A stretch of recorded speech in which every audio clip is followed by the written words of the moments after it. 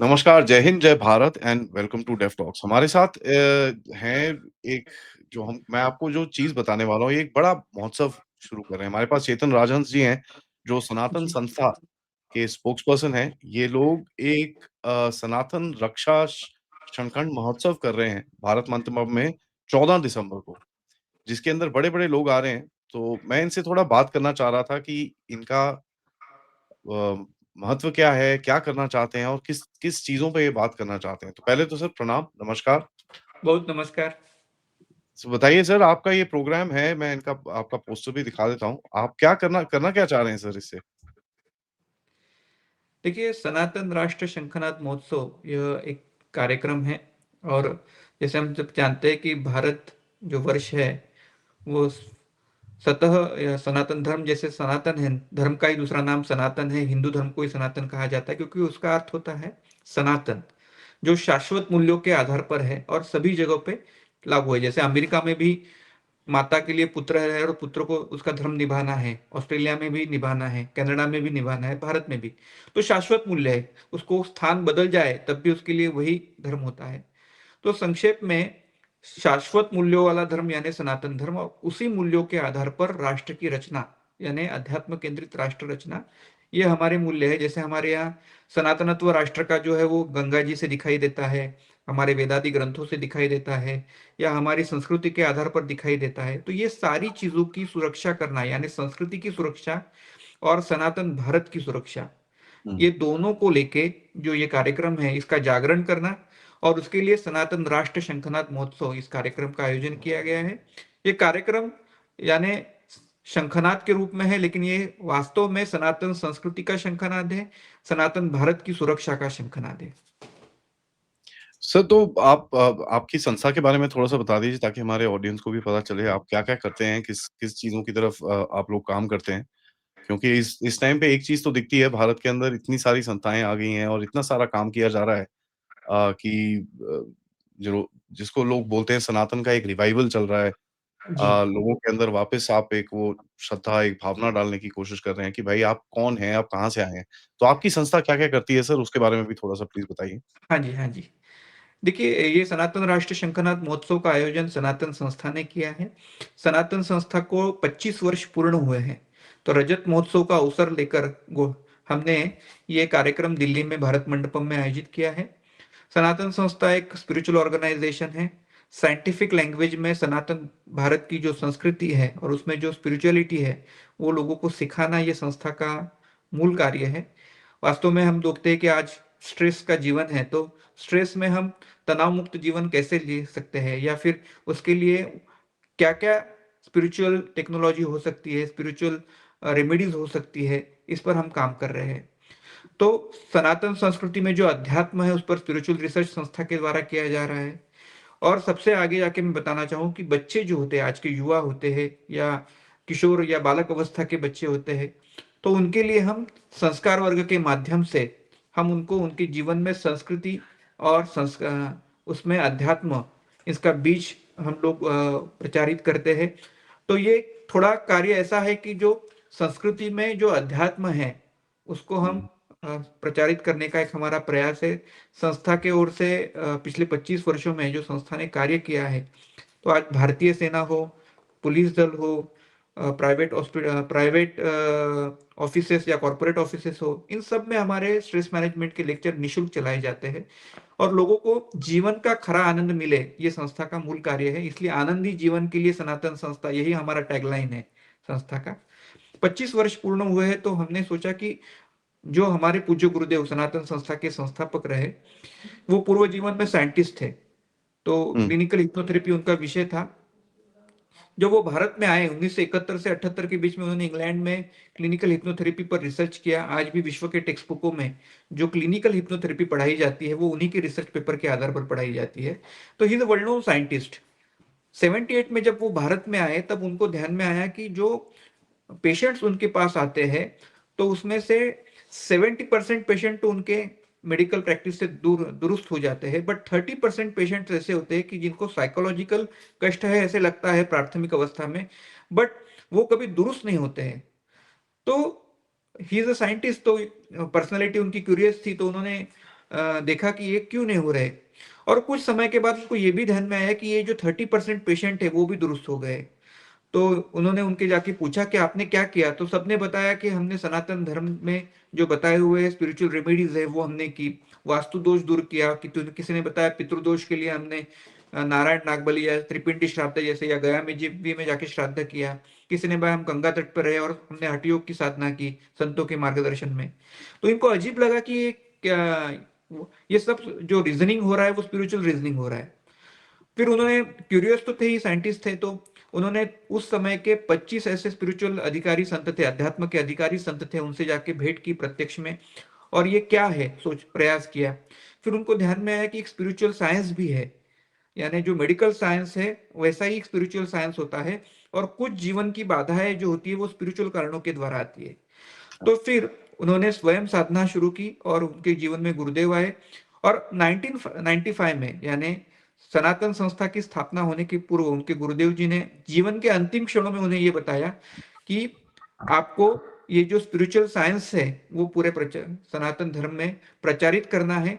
और आगे जाके मैं बताता हूँ, अब मेरे जीवन के अंतिम दिन है, 2025 के बाद हिंदू राष्ट्र इस शब्द को जो है एक अच्छा, यानी काल, अनुकूल काल होने वाला है।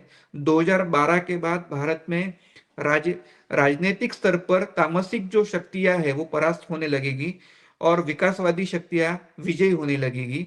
और उसके आगे 2020 में उन्होंने ये भी कहा कि सनातन धर्म में महामारी का एक बड़ा संकट आएगा, जिसको आने के बाद काल धीरे धीरे अनुकूल होते जाएगा, और 2025 में भारत में हिंदू राष्ट्र के लिए अनुकूल काल होने लगेगा।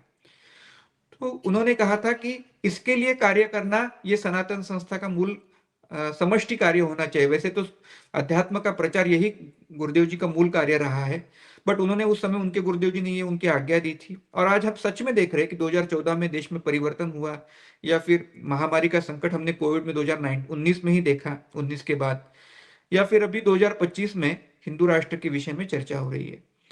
तो इसीलिए सनातन राष्ट्र शंखनाद महोत्सव उस विचारों, जो दृष्टा विचार थे, उससे भी प्रेरित है। और आज हम देख रहे हैं कि बाबा बागेश्वर धाम के जो है वो हिंदू राष्ट्र के लिए एक सनातन एकता यात्रा निकाल रहे हैं, या सारे संत जो है, संत समुदाय है, वो हिंदू राष्ट्र की चर्चा कर रहा है। विशेष रूप में अमेरिकी मीडिया या इंग्लैंड का मीडिया जो है वो भी भारत में अयोध्या जी के मंदिर बनने के बाद भारत हिंदू राष्ट्र बन रहा है, इस प्रकार की न्यूज छाप रहा है। तो संक्षेप में, हिंदू राष्ट्र के लिए काल अनुकूल हो रहा है। और छोटा सा स्पिरिचुअल रीजनिंग ये भी देना चाहूंगा मैं, कि काशी में आपने देखा है कि बाबा भोलेनाथ मुक्तेश्वर प्रकट हो गए। तो जब धर्म की संस्थापना होनी होती है तो देवताएं स्वयं प्रकट हो जाती है।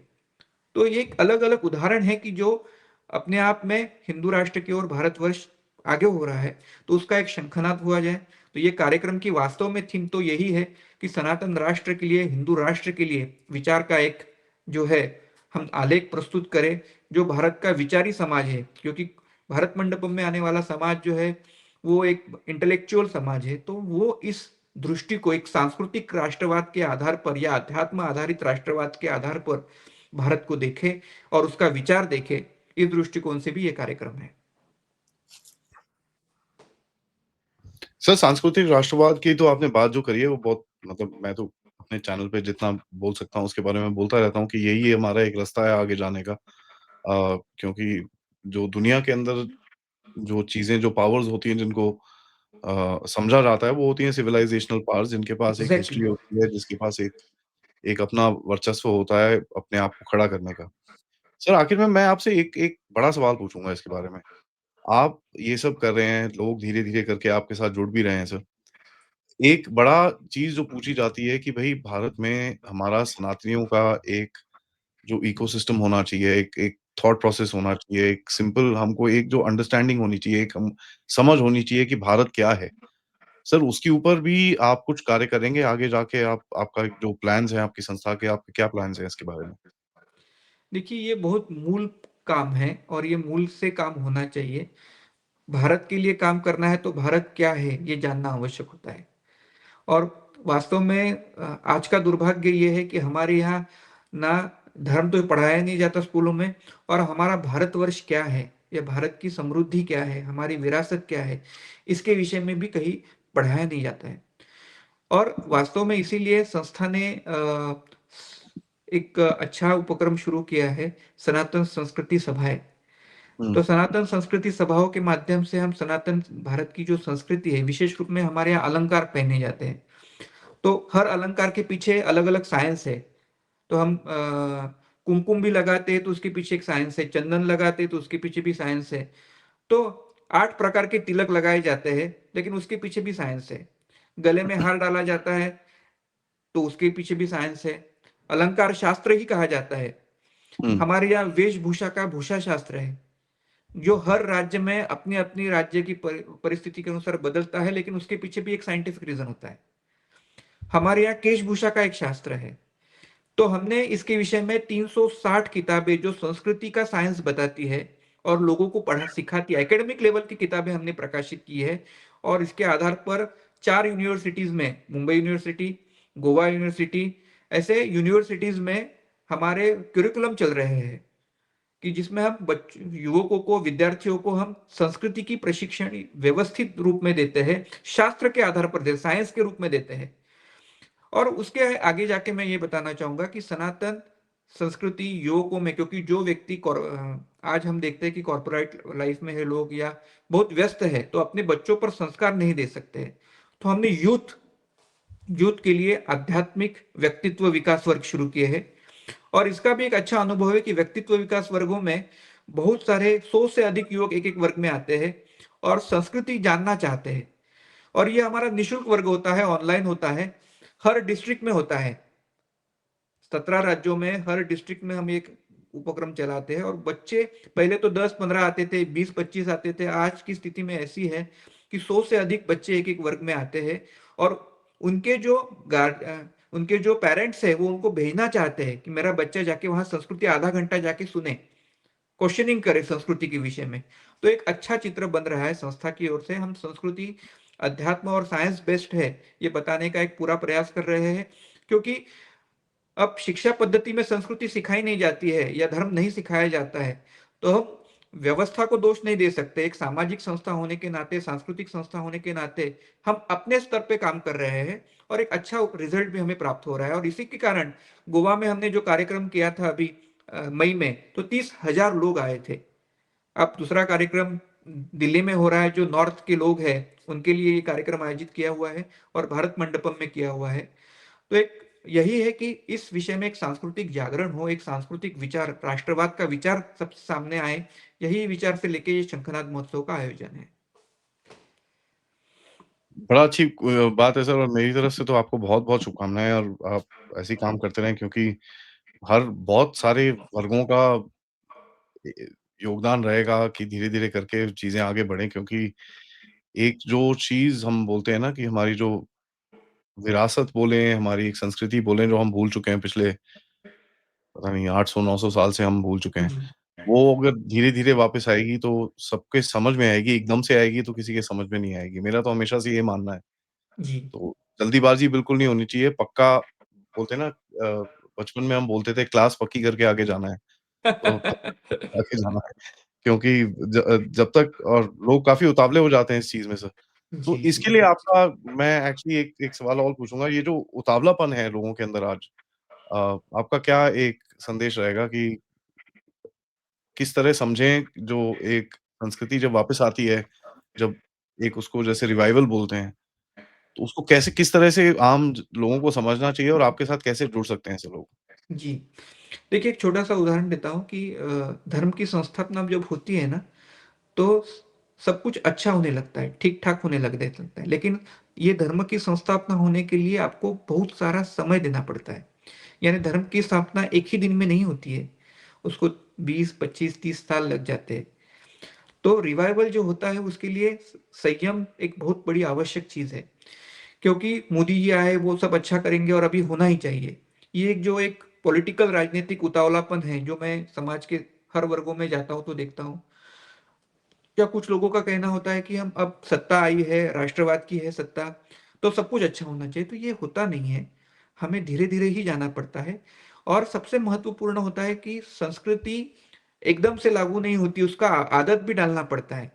जैसे आपने तिलक लगाया है, मैंने तिलक लगाया है, लेकिन मैं कॉलेज की आयु की मेरा अनुभव बताऊंगा कि कॉलेज की आयु में मैं तिलक लगाने से भी डरता था, क्योंकि उस समय ऐसा था कि उस समय का फैशन वही तिलक लगाने का नहीं था। तो आदत डालना भी एक समय लेती है। आदत तो हिंदू समाज को या भारतीय समाज को ये हमें आदत डालने के लिए अपने आप को बदलाव, क्योंकि राम राज्य की कल्पना जब करते हैं तो राम राज्य भीतर भी आने के लिए प्रयास करने पड़ते हैं, और वो प्रक्रिया जब हो जाती है तब दृश्य परिणाम में अच्छा अच्छा होने लगता है। तो होने ही वाला है, रिवाइवल होने ही वाला है। और जैसे मैंने कहा कि भगवान भोलेनाथ वहां प्रकट हो गए काशी विश्वेश्वर में, ज्ञानव्यापी में, तो ये एक सबसे बड़ी बात है कि देवताएं स्वयं प्रकट हो रही। मैं एक छोटा सा उदाहरण इस कार्यक्रम के दृष्टिकोण से भी बताऊंगा अनुभव। इस महोत्सव में हमने सोमनाथ लिंग जो है गुजरात का, उसके जो अंश है वो लाए थे। आपको पता होगा कि 1000 साल पहले गजनी के मोहम्मद ने उसको ध्वस्त कर दिया था, उस सोमनाथ ज्योतिर्लिंग को, जो 12 ज्योतिर्लिंगों में से एक है। वो ज्योतिर्लिंग इतना अद्भुत था, दिव्य था कि वो चंद्रमा, भगवान चंद्रमा ने उसको बसाया था, तो वो हवा में तैरता था, यानी उसकी जो चुंबकीय लहरें हैं, क्योंकि वो पृथ्वी का मटेरियल ही नहीं था, तो जैसे चंद्रमा में जो ग्रेविटेशनल फोर्स है उसी के आधार पर वो जमीन को कभी टेढ़ा नहीं था। इतना अद्भुत था। गजनी के मोहम्मद ने उसको तोड़ दिया। उसके अंश लेके एक परिवार तमिलनाडु में चला गया, पुजारी परिवार था। आज भी उस जो वो सोरठी सोमनाथ के जो मंदिर के जो अंश है लिंग के, वो भी उतने ही ग्रेविटेशनल फोर्स वाले, वो एक दूसरे को चिपकते नहीं है, वो हवा में रहते हैं। इतना दिव्य है। अब 1924 में, यानी 100 साल पहले, इस पुजारी परिवार ने 1000 साल तक इसको सुरक्षित रखा और कांची के शंकराचार्य जी के पास गए कि इसको आप सुरक्षित कर लीजिए। तो उन्होंने कहा नहीं, और 100 साल रहिए। 100 साल के बाद जो है अयोध्या जी में राम मंदिर बनेगा, उसके बाद प्रयाग में कुंभ आएगा, उसमें इन अंशों का स्नान कराइए, और उसके बाद जो है हिंदू राष्ट्र के लिए काल अनुकूल होने वाला है, तब दर्शन के लिए इसे खुला रखिए। तो भारत मंडपम में जो कार्यक्रम हो रहा है वो दर्शन के लिए, ये दिव्य जो शिवलिंग के अंश है वो भी रहेंगे। तो समय लगता है रिवाइवल को, मुझे यही बताना है। कांची के शंकराचार्य ने 100 साल की बात उस समय बताई थी, और वास्तव में आज हिंदू राष्ट्र की चर्चा सभी यत्र तत्र सर्वत्र हो रही है। तो हमें धीरज तो रखना ही होगा, काम करना होगा, और अंदर में भी राम राज्य की कल्पना करनी होगी। ये ज़रूरी है सर, क्योंकि हम लोग ना आजकल थोड़ा क्या बोलते हैं, आजकल सोशल मीडिया की जनरेशन है, तो सबको जी। लगता है 60 सेकंड में कुछ हो जाना चाहिए। वो होता नहीं है। 60 साल लग जाएँगे ये चीज़ को आगे लेके जाते-जाते, उसके बाद भी आप बोलेंगे कि ये नहीं हुआ, ये नहीं हुआ, ये नहीं हुआ, क्योंकि एक संस्कृति को दोबारा दोबारा वापस लाना बहुत बहुत मुश्किल है। सर जी, जी। धन्यवाद, आपने टाइम निकाला, और आपके कार्यक्रम में मैं तो बहुत दूर रहता हूँ, नहीं तो मेरे को आना बड़ा नहीं, मेरा आपको आना है। एक दिन के लिए और तो आइए। चलिए देखते हैं सर, और जो भी वहाँ पर दिल्ली के आस-पास लोग हैं, प्लीज़ इस कार्यक्रम में जाइए 14 दिसंबर को भारत मंडपम में, एंड देखिए क्या आगे हम कदम रख सकते हैं। Thank you so much sir. Thank नमस्कार। यू। जय हिंद।